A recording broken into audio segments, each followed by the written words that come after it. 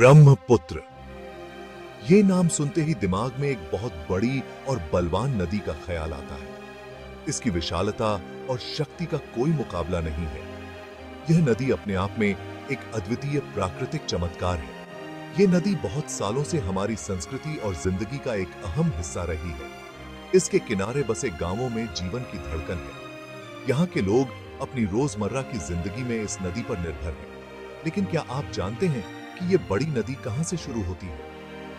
इसका उद्गम स्थल भी उतना ही अद्भुत और रहस्यमय है जितनी ये नदी खुद। ब्रह्मपुत्र नदी तिब्बत में कैलाश पर्वत के पास चेमायुंगडंग नाम के ग्लेशियर से निकलती है। यह स्थान प्राकृतिक सुंदरता और धार्मिक महत्व से भरा हुआ है। यह जगह समुद्र से लगभग 5300 मीटर ऊपर है। इतनी ऊंचाई पर स्थित यह ग्लेशियर एक अद्वितीय दृश्य प्रस्तुत करता है। यहां से निकलकर यह नदी तिब्बत में यारलुंग त्सांगपो के नाम से जानी जाती है। यह नाम भी इस नदी की महत्ता को दर्शाता है। तिब्बत में यह नदी लगभग 1700 किलोमीटर तक बहती है। इस दौरान यह नदी तिब्बत के विभिन्न क्षेत्रों से गुजरती है, जहां इसके किनारे बसे लोग इसे अपनी जीवन रेखा मानते हैं। यहाँ ये ऊंचे ऊंचे पहाड़ों, गहरी खाइयों और बर्फीली चोटियों के बीच से बहती है। इस यात्रा में यह नदी कई प्राकृतिक बाधाओं को पार करती है। इस दौरान ये नदी कई छोटी नदियों को अपने में मिला लेती है, जिससे ये और भी बड़ी होती जाती है। यह मिलन इसे और भी शक्तिशाली और विशाल बनाता है। यह जगह तिब्बत के लोगों के लिए बहुत पवित्र मानी जाती है। यहाँ के धार्मिक स्थलों पर इस नदी का विशेष महत्व है। यहाँ के लोग इस नदी को देवी मानते हैं और इसे मां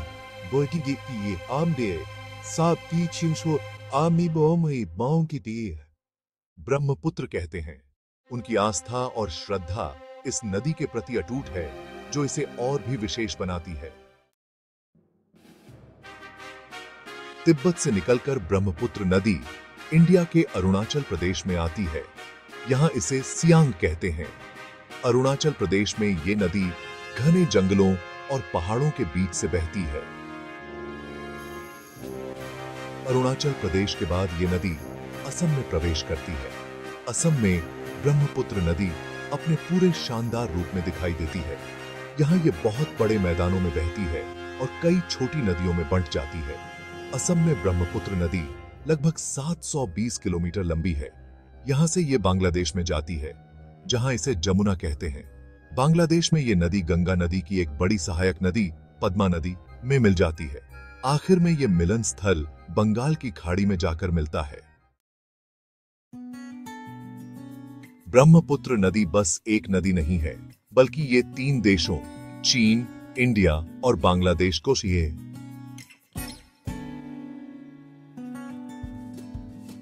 जोड़ने वाला एक जरूरी रास्ता है।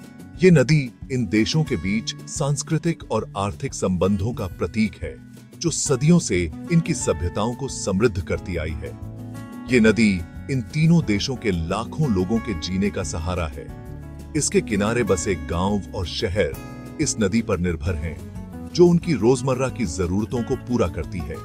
चीन में ये नदी तिब्बत के लोगों के लिए बहुत महत्वपूर्ण है। तिब्बत के ऊंचे पहाड़ों से निकलकर ये नदी यहाँ की संस्कृति और जीवन शैली का हिस्सा बन गई है। यहाँ के लोग इस नदी पर निर्भर हैं, पीने का पानी, खेती और आने जाने के लिए। तिब्बत के किसान इस नदी के पानी से अपनी फसलों को सींचते हैं और यहाँ के लोग इसे परिवहन के लिए भी इस्तेमाल करते हैं। इंडिया में ये नदी अरुणाचल प्रदेश और असम के लिए महत्वपूर्ण है। ये नदी इन राज्यों की अर्थव्यवस्था की रीढ़ है, जो यहाँ के लोगों को रोजगार और संसाधन प्रदान करती है। इन राज्यों में ये नदी खेती, मछली पालन और पानी से आने जाने का सबसे बड़ा साधन है। असम के किसान इस नदी के पानी से अपनी फसलों को सींचते हैं और मछुआरे इस नदी में मछलियां पकड़ते हैं। बांग्लादेश में ब्रह्मपुत्र नदी को पद्मा कहते हैं। ये नदी यहाँ की जीवन रेखा है, जो बांग्लादेश के लोगों के जीवन में महत्वपूर्ण भूमिका निभाती है। ये नदी बांग्लादेश के लिए भी बहुत महत्वपूर्ण है। यहाँ के लोग इस नदी के पानी से अपनी फसलों को सींचते हैं और इसे परिवहन के लिए भी इस्तेमाल करते हैं। ये नदी बांग्लादेश में खेती और पानी से आने जाने के लिए बहुत जरूरी है। बांग्लादेश के किसान इस नदी के पानी से अपनी फसलों को सींचते हैं और यहाँ के लोग इसे परिवहन के लिए भी इस्तेमाल करते हैं।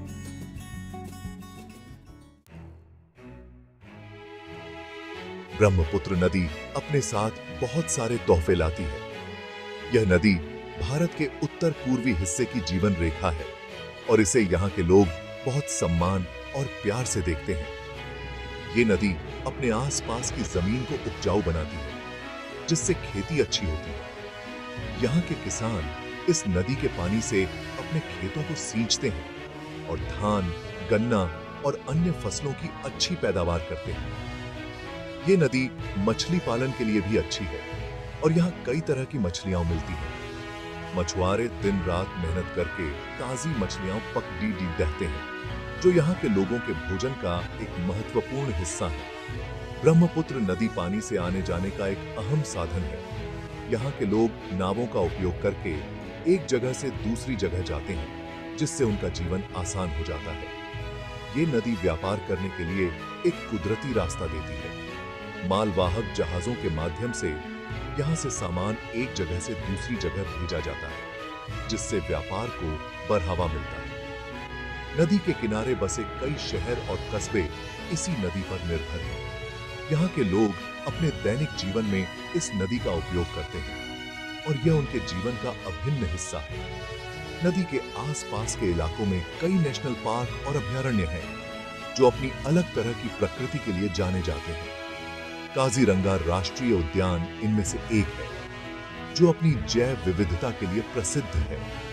यहाँ एक सींग वाला गैंडा, बाघ, हाथी और कई तरह के पक्षी मिलते हैं।